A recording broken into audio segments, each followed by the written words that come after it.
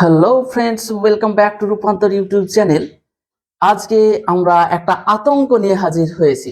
সেই আতঙ্কটা হলো ক্লাস 10 এর একটা চ্যাপ্টার, যেটা স্টুডেন্টদের কাছে একটা আতঙ্ক। সেই চ্যাপ্টারটা হলো মাধ্যমিকের একটা চ্যাপ্টার, নাম হলো রাসায়নিক গণনা।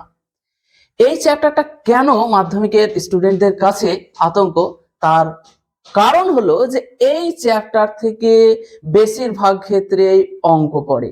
সেই অঙ্কটা হচ্ছে রাসায়নিক গণনা, মানে রাসায়নিক সমীকরণ থেকে কোনো পদার্থের ভর, আয়তন, বাষ্প ঘনত্ব এগুলো নির্ণয় করতে দেওয়া হয়। এবং রাসায়নিক সমীকরণ সম্বন্ধে ভালো ধারণা না থাকার কারণে সাধারণ স্টুডেন্টরা এই চ্যাপ্টারটা ভালোভাবে বুঝতেও পারে না এবং কোনো অঙ্কের সমাধানও করতে পারে না। আমরা চলে এসেছি সেই চ্যাপ্টারটা নিয়েই আলোচনা করব বলে। তোমরা ভৌত বিজ্ঞান বুঝো কি বোঝো না, বা ভৌত বিজ্ঞান ভালো লাগে কি লাগে না, তাতে কিছু যে যায় আসে না। আমি দায়িত্ব নিয়ে বলছি, যদি এই ক্লাসগুলো তোমরা ভালোভাবে দেখো, তাহলে এই চ্যাপ্টার থেকে যা কিছু অঙ্ক দেওয়া হবে তোমরা সব কিছুই পারবে।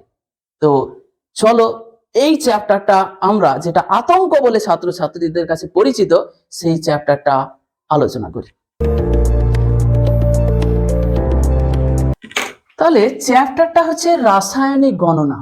নাম, প্রথমে এই নামটা নিয়ে আমরা একটা মিনিট আলোচনা করি যে এর নাম রাসায়নিক গণনা কেন দেওয়া হলো।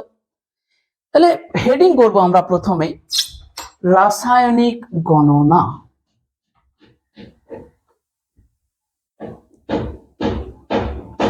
রাসায়নিক গণনা কি? রাসায়নিক গণনা কেন, এর নাম কেন রাসায়নিক গণনা দেওয়া হলো? তো কোন একটা রাসায়নিক সমীকরণের বা কোন একটা রাসায়নিক বিক্রিয়ার সমীকরণ থেকে কোনো পদার্থের ভর, আয়তন, বাষ্প ঘনত্ব এগুলো নির্ণয় করা হলে তাকে বলা হয় রাসায়নিক গণনা। বোঝা গেল? কোথা থেকে আমরা নির্ণয় করব? একটা রাসায়নিক বিক্রিয়ার সমীকরণ থেকে কোনো পদার্থের ভর, আয়তন, বাষ্প ঘনত্ব এই সমস্ত জিনিসগুলো নির্ণয় করাকেই বলা হয় রাসায়নিক গণনা। যেহেতু এই চ্যাপ্টারে আমরা রাসায়নিক সমীকরণ থেকেই সবকিছু ক্যালকুলেশন করব, তাই চ্যাপ্টারটার নাম হলো রাসায়নিক গণনা। বোঝা গেল? তাহলে কোনো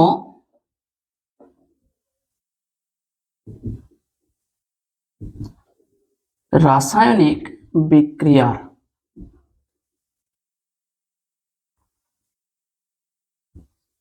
সমীকরণ থেকে কোনো পদার্থের ভর, আয়তন, বাষ্প ঘনত্ব ইত্যাদি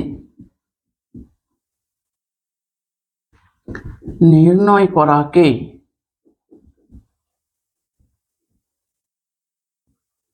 রাসায়নিক গণনা বলা হয়।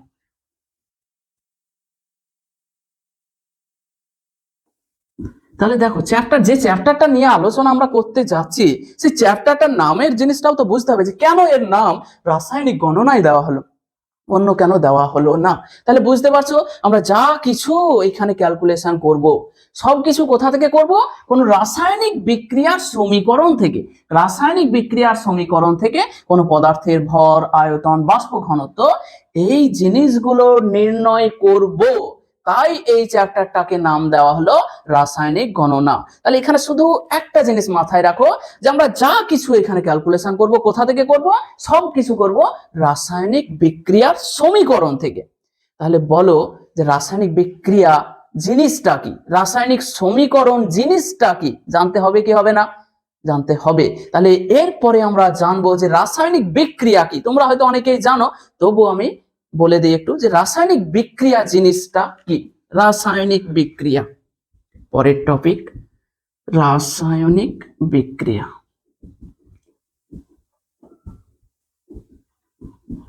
কি? রাসায়নিক বিক্রিয়া, তাহলে রাসায়নিক বিক্রিয়া হচ্ছে একটা পদ্ধতি। এই পদ্ধতিতে কি হয়, যে দুই বা ততোধিক পদার্থ মিশে গেল, দিয়ে নতুন কিছু পদার্থ উৎপন্ন করলো। একটা উদাহরণ দিলেই তোমরা ক্লিয়ার হয়ে যাবে। ধরো কার্বন, কার্বন যদি অক্সিজেনের সাথে বিক্রিয়া করে তাহলে কি উৎপন্ন হয়ে যায়? আমাদের কার্বন ডাই অক্সাইড উৎপন্ন হয়। তাহলে যে পদ্ধতিতে দুই বা ততোধিক পদার্থ পরস্পরের সঙ্গে মিশে গিয়ে নতুন ধর্ম বিশিষ্ট পদার্থ উৎপন্ন করে তাকেই বলা হয় রাসায়নিক বিক্রিয়া। সেই পদ্ধতিটাকে বলা হয় রাসায়নিক বিক্রিয়া। বোঝা গেল? তাহলে রাসায়নিক বিক্রিয়া জিনিসটা কি? রাসায়নিক বিক্রিয়া হচ্ছে একটা পদ্ধতি। এই পদ্ধতিতে দেখো এরা কি করলো? পরস্পরের সঙ্গে মিশে গেল, দিয়ে কি করলো? নতুন ধর্ম বিশিষ্ট, এখানে কে ছিল? কার্বন ছিল, অক্সিজেন ছিল, এদের ধর্ম আলাদা আলাদা। এরা মিশে গিয়ে যেটা তৈরি করলো তার ধর্ম কিন্তু এদের থেকে পুরো আলাদা। এই পদ্ধতিটাকেই বলা হয় রাসায়নিক বিক্রিয়া। তাহলে রাসায়নিক বিক্রিয়ার সংজ্ঞাটা কি? যে পদ্ধতিতে দুই বা ততোধিক পদার্থ পরস্পরের সঙ্গে মিশে গিয়ে নতুন ধর্ম বিশিষ্ট পদার্থ উৎপন্ন করে। নতুন ধর্ম বিশিষ্ট, যদি নতুন ধর্ম বিশিষ্ট না হয় তাহলে রাসায়নিক বিক্রিয়া কিন্তু ঘটেনি, তারাই থেকে গেছে। ঠিক আছে? তাহলে যে পদ্ধতিতে দুই বা ততোধিক পদার্থ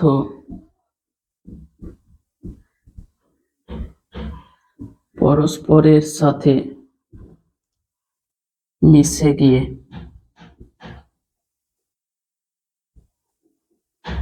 সম্পূর্ণ নতুন ধর্ম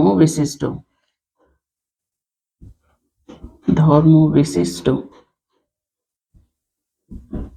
এক বা একাধিক পদার্থ উৎপন্ন করে তাকে রাসায়নিক বিক্রিয়া বলা হয়।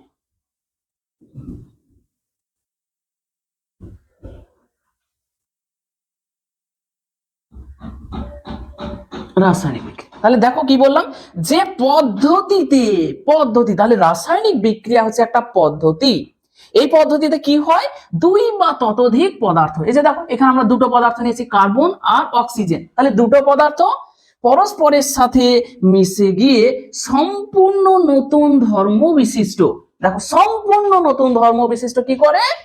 এক বা একাধিক, এখানে দেখো আমাদের একটা পদার্থ উৎপন্ন হয়েছে, এমনও হতে পারে যে আরো কিছু উৎপন্ন হতে পারে অন্য রাসায়নিক বিক্রিয়ার ক্ষেত্রে। ঠিক আছে? তাহলে এক বা একাধিক পদার্থ উৎপন্ন করে সেই পদ্ধতিটাকে বলা হয় রাসায়নিক বিক্রিয়া। বোঝা গেল? এরপরে আমরা তাহলে যেহেতু আমরা রাসায়নিক সমীকরণ থেকে সবকিছু ক্যালকুলেশন করব, তাহলে রাসায়নিক সমীকরণ জিনিসটা কি সেটাও জেনে নিই আমরা, যে রাসায়নিক সমীকরণ। তাহলে দেখো এটা কি? এই সংজ্ঞাটা হচ্ছে একটা রাসায়নিক বিক্রিয়ার সংজ্ঞা। তাহলে কোন রাসায়নিক বিক্রিয়াকে চিহ্ন এবং সংকেতের সাহায্যে প্রকাশ করি আমরা। এখানে দেখো, এখানে আমরা যদি বাংলা ভাষায় লিখতে চাই তাহলে এখানে কি লিখতে হবে? যে কার্বন অক্সিজেনের সঙ্গে বিক্রিয়া করে কার্বন ডাই অক্সাইড উৎপন্ন করে, এটা বাংলা ভাষায় যদি আমরা বলতে চাই। আর এটাকে আমরা কি করতে পারি? চিহ্ন এবং সংকেতের সাহায্যে সংক্ষেপে, যেটা আমরা বাংলা ভাষায় লিখছিলাম সেটাকে সংক্ষেপে প্রকাশ করে দিতে পারি। যেটা বাংলা ভাষায় বললাম যে কার্বন এবং অক্সিজেন পরস্পরের সঙ্গে বিক্রিয়া করে কার্বন ডাই অক্সাইড উৎপন্ন করে, ওটা আমরা না লিখেও যদি শুধুমাত্র C+O2 দিয়ে CO2 লিখে দিই, একই জিনিসই প্রকাশ করে।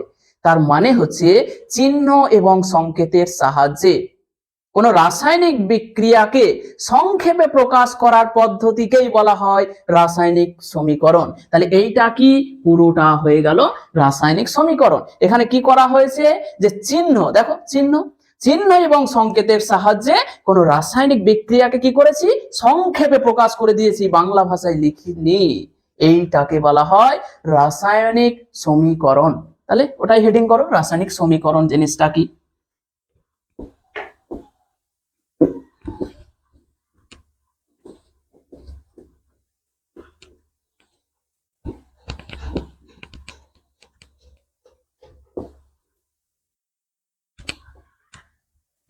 রাসায়নিক সমীকরণ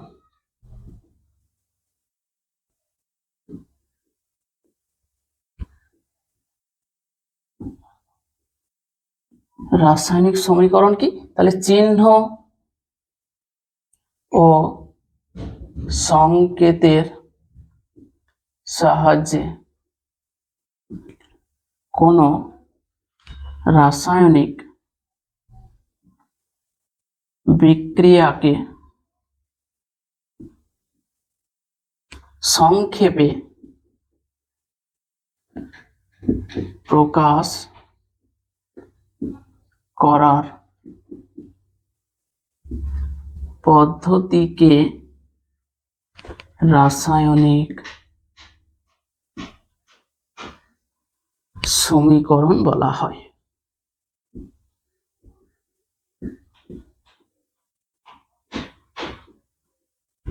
উদাহরণ যদি হয়, উদাহরণ কি দেব? রাসায়নিক সমীকরণ একটা উদাহরণ, একবারে সবচাইতে সহজ উদাহরণটাই আমরা লিখেছি যে কার্বন কে যদি বাতাসে পোড়ানো হয় তাহলে কার্বন ডাই অক্সাইড উৎপন্ন হয়, আমরা সবাই জানি। তাহলে C+O2 সমান কি হলো? CO2। এটা কি একটা রাসায়নিক সমীকরণ, এটি হলো একটি রাসায়নিক সমীকরণ। এটাই আমি আজকে বারবার উদাহরণ দেব, রাসায়নিক মানে এটা সবচাইতে সহজ। তাহলে দেখো আজকে আমরা কি কি জেনে নিলাম, যে চ্যাপ্টারটার নাম কেন রাসায়নিক গণনা দিলাম, ঠিক আছে। তারপরে চলে এলাম যে রাসায়নিক বিক্রিয়া কাকে বলে সেটাও জানলাম। তারপরে কি এলাম, রাসায়নিক সমীকরণ কাকে বলে, তাই না? রাসায়নিক সমীকরণ গেল যে চিহ্ন সংকেতের সাহায্যে কোন রাসায়নিক বিক্রিয়াকে কি করছি আমরা সংক্ষেপে প্রকাশ করে দিচ্ছি, বেশি বাংলা লিখতে যাচ্ছি না, শুধুমাত্র চিহ্ন আর সংকেত দিয়ে দিলাম, মানে একটা রাসায়নিক বিক্রিয়া প্রকাশ পেয়ে গেল। এই সংক্ষেপে প্রকাশ করাটাকে রাসায়নিক সমীকরণ বললাম আমরা। এরপরে যে জিনিসটা জানবো সেই দুটো জিনিস কিন্তু খুবই ইম্পর্টেন্ট, খুবই ইম্পর্টেন্ট। সেটা হচ্ছে বিক্রিয়ক পদার্থ কাকে বলে, বিক্রিয়াজাত পদার্থ কাকে বলে। ঠিক আছে, তাহলে এখানটা আমি মুছিয়ে দিচ্ছি।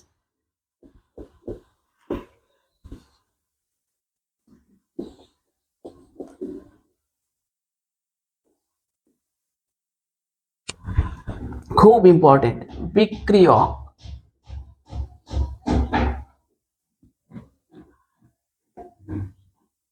পদার্থ, এটাকে অনেক সময় আবার বলা হয় বিকারক পদার্থ, বিকারক পদার্থ, রিঅ্যাক্ট্যান্ট, রিঅ্যাক্ট্যান্ট বলা হয়। ঠিক আছে, কি জিনিসটা? বিক্রিয়ক পদার্থ। দেখো তাহলে খুব ভালোভাবে বুঝতে হবে, যদি এই চ্যাপ্টারের সব অঙ্ক এক ঝটকাই করতে চাও তাহলে এইখান থেকে ভালো করে বুঝতে হবে বিক্রিয়ক পদার্থ কি, বিক্রিয়াজাত পদার্থ কি। ঠিক আছে, তো বিক্রিয়ক পদার্থ যে পদার্থগুলো রাসায়নিক বিক্রিয়ায় অংশগ্রহণ করে তাদেরকে বলা হয় বিক্রিয়ক পদার্থ, বা যে পদার্থগুলো রাসায়নিক বিক্রিয়া করে। এইখানে দেখো যে কার্বন এবং অক্সিজেন রাসায়নিক বিক্রিয়ায় অংশগ্রহণ করলো, তাই কার্বন এবং অক্সিজেন হলো বিক্রিয়ক পদার্থ। দেখো এদের বিক্রিয়ার ফলে যে পদার্থটা উৎপন্ন হলো তাকে বলা হয় বিক্রিয়াজাত পদার্থ। তাহলে কার্বন ডাই অক্সাইড কি? বিক্রিয়াজাত পদার্থ। বোঝা গেল?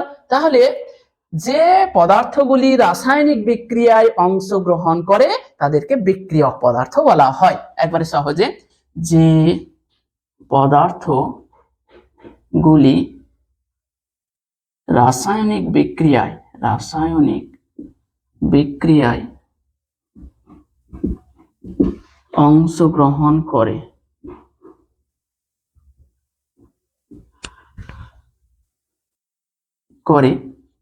করে তাদের বিক্রিয়ক পদার্থ বলা হয়। তাহলে এই গেল বিক্রিয়ক পদার্থ। আমি উদাহরণ দেব। তাহলে কার্বন এবং অক্সিজেন হলো কি? বিক্রিয়ক পদার্থ। এরা কি করলো? রাসায়নিক বিক্রিয়া করলো, তাই এরা হলো বিক্রিয়ক পদার্থ। আর এদের বিক্রিয়ার ফলে যারা উৎপন্ন হলো তারা হলো বিক্রিয়াজাত পদার্থ।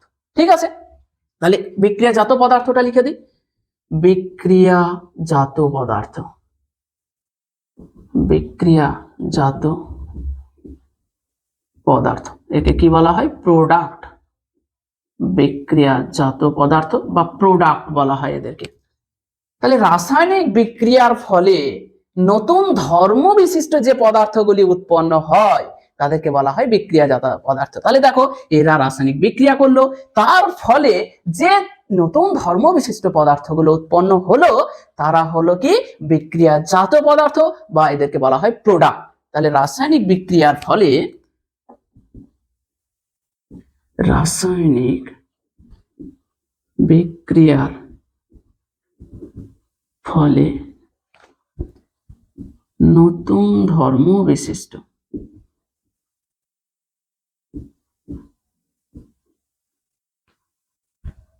যে পদার্থগুলি উৎপন্ন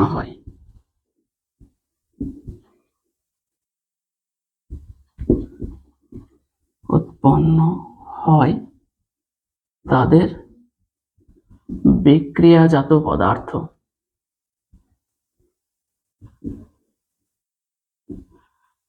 বলা হয়। উদাহরণ দিই, তাহলে উদাহরণ কি? দেখো কার্বন প্লাস অক্সিজেন এরা বিক্রিয়া করে কি করলো, নতুন ধর্ম বিশিষ্ট কার্বন ডাই অক্সাইড উৎপন্ন করলো।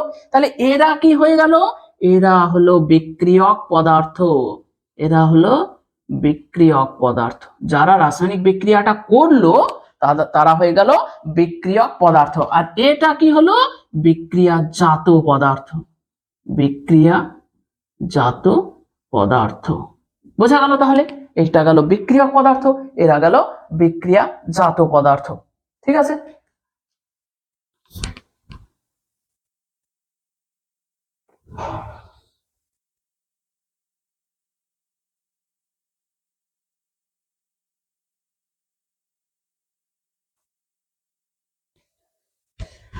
তাহলে খুব ভালোভাবেই আমরা বুঝলাম যে বিক্রিয়ক পদার্থ কাকে বলে। খুবই গুরুত্বপূর্ণ, যে পদার্থগুলো রাসায়নিক বিক্রিয়া করাচ্ছে তারা হলো বিক্রিয়ক, আর যারা নতুন ধর্ম বিশিষ্ট উৎপন্ন হলো তারা হলো বিক্রিয়াজাত পদার্থ বা প্রোডাক্ট বলা হয়। এরপরে আমরা জানবো যে একটা রাসায়নিক সমীকরণ থেকে কি কি করা যেতে পারে, বা একটা রাসায়নিক সমীকরণ থেকে কি কি জানা যায়। এটা কিন্তু মাধ্যমিকে কোশ্চেন পড়ে যে রাসায়নিক সমীকরণ থেকে কি কি জানা যায়।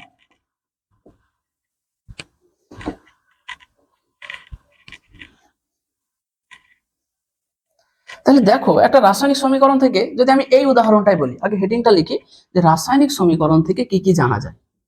রাসায়নিক সমীকরণ থেকে কি কি জানা যায়, কোশ্চেন হয় মাধ্যমিকে। তাহলে দেখো তো প্রথমেই আমরা কি জানলাম এই সমীকরণ থেকে, আমি কিচ্ছু জানি না কি কি হয়, এখান থেকেই তোমরা বলতে পারবে। দেখো যে কোন কোন পদার্থ বিক্রিয়া করলে কি কি পদার্থ উৎপন্ন হয় সেটা দেখতে পাচ্ছি আমরা, পাচ্ছি কি পাচ্ছি না বলো? যে এখানে আমরা দেখতে পাচ্ছি যে কার্বন এবং অক্সিজেন যদি বিক্রিয়া করে তো কার্বন ডাই অক্সাইড উৎপন্ন হয়। তাহলে এক নম্বরে পেয়ে গেলাম যে কোন কোন পদার্থ বিক্রিয়া করলে কি কি বিক্রিয়াজাত পদার্থ উৎপন্ন হয়, সেটা কি রাসায়নিক সমীকরণ থেকে জানতে পারলাম আমরা, তাই কি না?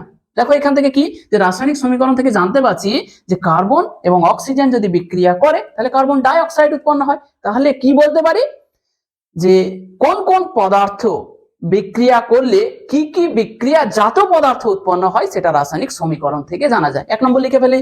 তাহলে এক নম্বর হলো কোন কোন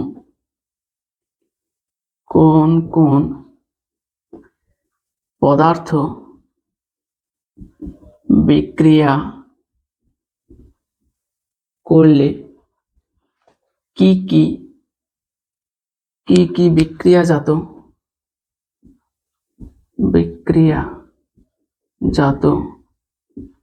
পদার্থ উৎপন্ন হয় সেটা কোথা থেকে জানতে পারি, রাসায়নিক বিক্রিয়া থেকে বা রাসায়নিক সমীকরণ থেকে জানতে পারি। সেটা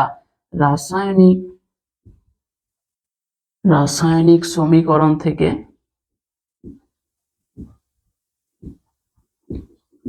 জানা যায়।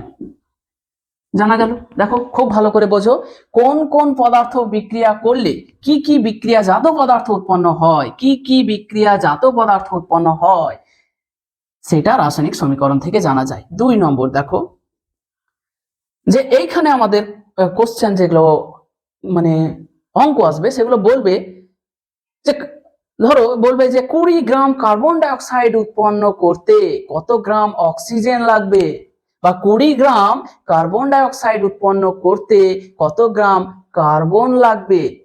তাহলে কি বুঝতে পারছি যে কত পরিমাণ কি পদার্থ রাসায়নিক বিক্রিয়া করলে কত পরিমাণ বিক্রিয়াজাত পদার্থ উৎপন্ন হয় সেটা রাসায়নিক সমীকরণ থেকেই জানা যায়। কি বললাম যে 20 গ্রাম ধরো কার্বন ডাইঅক্সাইড উৎপন্ন করবে, তাহলে কত গ্রাম কার্বন ডাইঅক্সাইড নিতে হবে, কত গ্রাম কার্বন ডাইঅক্সাইডের বিক্রিয়া ঘটাতে হবে সেটা কিন্তু রাসায়নিক সমীকরণ থেকে জানা যায়। তাহলে কত পরিমাণ বিক্রিয়া পদার্থ বিক্রিয়া করলে কত পরিমাণ বিক্রিয়াজাত পদার্থ উৎপন্ন হবে সেটা রাসায়নিক সমীকরণ থেকে জানা যায়। তাহলে কত পরিমাণ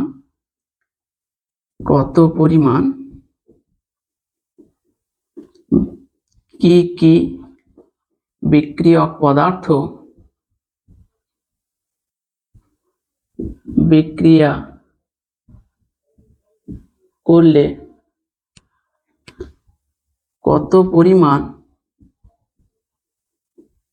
বিক্রিয়াজাত পদার্থ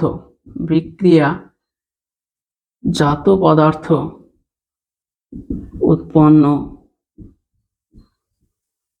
হবে সেটা কোথা থেকে জানা যায়, রাসায়নিক সমীকরণ থেকে জানা যায়। সেটা রাসায়নিক সমীকরণ থেকেই জানা যায়, সেটা রাসায়নিক সমীকরণ থেকেই জানা যায়। আর একটা জিনিস জানা যায় যে বিক্রিয়ক এবং বিক্রিয়াজাত পদার্থগুলো যদি গ্যাসীয় হয় তাহলে তাদের আয়তনের সম্পর্ক, মানে কত লিটার বিক্রিয়ক গ্যাস বিক্রিয়া করলে কত লিটার বিক্রিয়াজাত বিক্রিয়াজাত গ্যাস উৎপন্ন হবে সেটাও কিন্তু রাসায়নিক সমীকরণ থেকে জানা যায়। তাহলে 3 নম্বর হচ্ছে যে বিক্রিয়ক ও বিক্রিয়াজাত পদার্থগুলি গ্যাসীয় হলে, মানে গ্যাস যদি হয়, গ্যাসীয় হলে একই চাপ ও উষ্ণতায় তাদের আয়তনের সম্পর্ক জানা যায়, আয়তনের সম্পর্ক জানা যায়। এই 3টে জিনিসই ইম্পর্টেন্ট, আরো অনেক কিছু জানা যায়, না জানার কিছু নেই।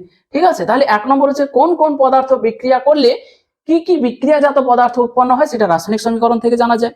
কত পরিমাণ মানে কত গ্রাম বলতে পারো, বা কত মোল বিক্রিয়ক পদার্থ বিক্রিয়া করলে কত মোল বিক্রিয়াজাত পদার্থ উৎপন্ন হবে সেটাও রাসায়নিক সমীকরণ থেকে জানা যায়। মানে পরিমাণটা, যে কত পরিমাণ কি বিক্রিয়ক পদার্থ বিক্রিয়া করলে কত পরিমাণ বিক্রিয়াজাত পদার্থ উৎপন্ন হবে সেটা রাসায়নিক সমীকরণ থেকেই জানা যায়।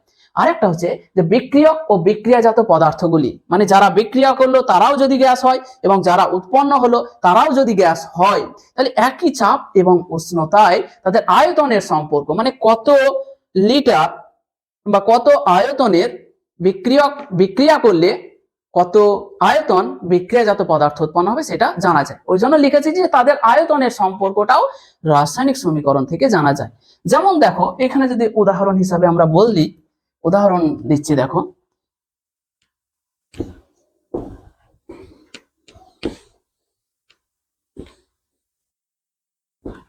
প্রথম সমীকরণ, দুটো উদাহরণ দেব আমি। ধরো কার্বন প্লাস অক্সিজেন, এরা বিক্রিয়া করে তোমার কি হলো, কার্বন ডাইঅক্সাইড। তাহলে প্রথম শর্ত দেখো যেটা আমরা বলেছি যে কি পদার্থ বিক্রিয়া করলে কি পদার্থ উৎপন্ন হয় সেটা রাসায়নিক সমীকরণ থেকে জানা যায়। দেখো জানতে পারছি কিনা, যে কার্বন এবং অক্সিজেন বিক্রিয়া করলে কার্বন ডাইঅক্সাইড উৎপন্ন হয়। তাহলে 1 নম্বরটা কি হয়ে গেল, বোঝা গেল। 2 নম্বর হচ্ছে এই সমীকরণ থেকে বোঝা যায় এদের আগে যে সংখ্যাগুলো আছে, এদের আগে কত সংখ্যা আছে, এখানে 1 আছে, এখানে 1 আছে, এখানে কত আছে, 1 আছে। এই সমীকরণ থেকে বোঝা যাচ্ছে যে 1 মোল কার্বন এক মোল অক্সিজেনের সঙ্গে বিক্রিয়া করলে 1 মোল কার্বন ডাই অক্সাইড উৎপন্ন হয়। এই যে এদের আগে যে সংখ্যাগুলো থাকবে, এই যে সংখ্যাগুলো, সেই সংখ্যাগুলো কি নির্দেশ করে? মোল সংখ্যাটাকে নির্দেশ করে, মোল সংখ্যা। তাহলে এই সমীকরণ থেকে কি জানতে পারছি? এখান থেকে দেখো, তাহলে লিখে দিচ্ছি যে 1 মোল কার্বন 1 মোল অক্সিজেন এর সাথে বিক্রিয়া করে 1 মোল CO2 উৎপন্ন করে। এই সমীকরণটা আমরা চোখ বুঝে বলতে পারবো। ঠিক আছে, তাহলে 1 মোল কার্বন 1 মোল অক্সিজেনের সাথে বিক্রিয়া করে 1 মোল কার্বন ডাই অক্সাইড উৎপন্ন করে, এটা জানতে পারলাম। ঠিক আছে, তারপরে এখানে ভরের ব্যাপারটাও আমরা বলতে পারতাম। 3 নম্বর যেটা আমরা লিখেছি, দেখো যে বিক্রিয়ক এবং বিক্রিয়াজাত পদার্থগুলো যদি গ্যাসীয় হয়, এইখানে দেখো অক্সিজেন গ্যাস, কিন্তু কার্বন কিন্তু গ্যাস নয়। ফলে 3 নম্বরটা থেকে বা 3 নম্বর যেটা লিখেছি সেখানে বলেছি যে আয়তনের সম্পর্ক, এইখানে তো কঠিন পদার্থ, ওখানে বলা হয়েছে যে সবাই যদি গ্যাস হয় তবেই আমরা পারবো। ঠিক আছে, এরপরে আরেকটা উদাহরণ নিচ্ছি, উদাহরণ 2 বলো যে নাইট্রোজেন যদি হাইড্রোজেনের সঙ্গে বিক্রিয়া করে, নাইট্রোজেন প্লাস কি উৎপন্ন হবে? উৎপন্ন হবে 2NH3। এইখান থেকে দেখো কি কি জানতে পারছি, যে এইখান থেকে আমরা জানতে পারছি যে নাইট্রোজেন হাইড্রোজেনের সঙ্গে বিক্রিয়া করে কি উৎপন্ন করে? অ্যামোনিয়া উৎপন্ন করে। বোঝা গেল? দেখো আমি আগে বলিনি, এখান থেকে দেখতে পাচ্ছি যে নাইট্রোজেন কি করেছে? হাইড্রোজেনের সঙ্গে বিক্রিয়া করেছে, দিয়ে অ্যামোনিয়া NH3 উৎপন্ন করেছে। ঠিক আছে, এই আরেকটা জিনিস দেখতে পাচ্ছি যে 1 মোল নাইট্রোজেন 3 মোল হাইড্রোজেনের সঙ্গে বিক্রিয়া করে 2 মোল অ্যামোনিয়া উৎপন্ন করে। দেখো সমীকরণ থেকে দেখতে পাচ্ছি। তাহলে এগুলো কি? এগুলো হচ্ছে মোল সংখ্যা, যে সংখ্যাগুলো আছে। তাহলে এখান থেকে আমরা কি লিখতে পারবো? 1 মোল নাইট্রোজেন ও 3 মোল হাইড্রোজেন পরস্পরের